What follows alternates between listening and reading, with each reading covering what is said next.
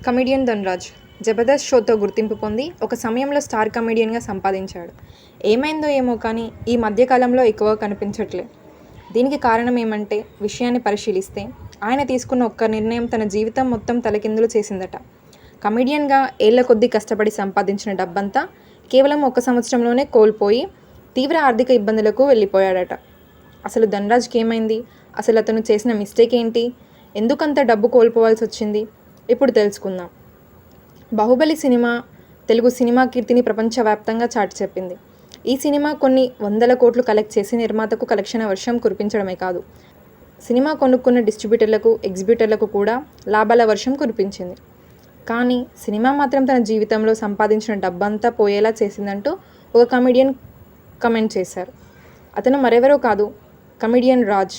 ఒక పక్క జబర్దస్త్లో నటిస్తూ మరో పక్క సినిమాలో కూడా చిన్న చిన్న కామెడీ పాత్రలను చేస్తూ మంచి గుర్తింపు తెచ్చుకున్నాడు ధన్‌రాజ్.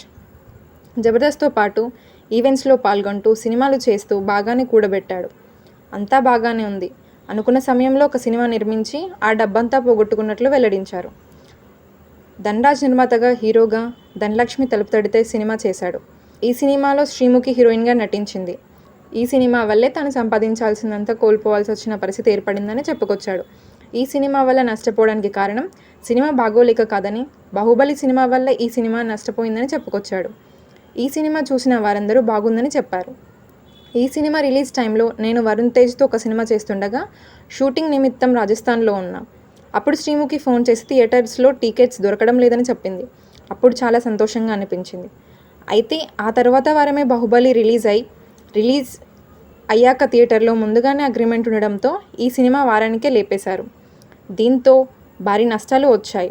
నేను సంపాదించిన డబ్బుతో పాటు ఫ్రెండ్స్ నుండి అప్పు కూడా చేసి ఆ సినిమా పూర్తి చేశా. నా డబ్బుతో పాటు అప్పు చేసి తీసుకొచ్చిన డబ్బు కూడా పోయింది. అప్పుడు నా భార్య అదే డబ్బు ఏదైనా ల్యాండ్ మీద పెట్టి ఉంటే కొన్ని కోట్లు ఉండేదని చెప్పింది. ఇలా చేయడం గురించి ఆమె పెద్దగా ఏమనలేదు. కానీ తాను చెప్పింది నిజమే కదా అని ఆలోచించా. కానీ నేను ఒక మంచి సినిమా చేయాలని ప్రయత్నం చేశా. కానీ పూర్తిగా వర్కౌట్ అవ్వలేదు అంటూ ధన్‌రాజ్ పేర్కొన్నాడు.